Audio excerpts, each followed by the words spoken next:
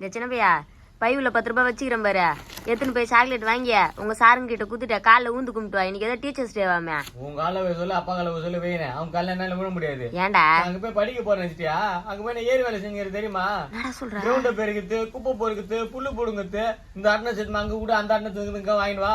இதுதான் என்ன வச்சுக்கிறாங்க பெல் அடிக்கிறதுக்கு. இது கூட பரவாயில்ல.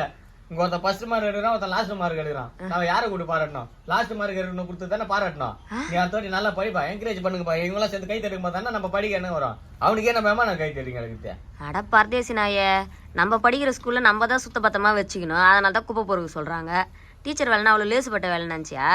உலகத்தே காக்குது சாமின்னு பேரு. அந்த சாமி பார்க்கறதுக்கே இப்போ இருக்கிற காலகட்டத்தில் பொண்ணுங்க எங்களாம் நம்பி அனுப்ப முடியுதா சொல்லு பாப்பா? இது ஒரு அப்பன் அண்ணன் தம்பி அவங்களாம் நம்பி இப்போ படுக்க வைக்க முடியுதா ஒரு பட்ட பிள்ளைங்கள? யாரையும் நம்ப முடியலடா. நாங்கள் நம்பி ஒரு இடத்துக்கு அனுப்புறோன்னா அது ஸ்கூல் தானடா. போன மாதமா நியூஸை பார்த்து இந்த மாதிரி வாத்தியார் போட்டா சொல்லி காரிட்டு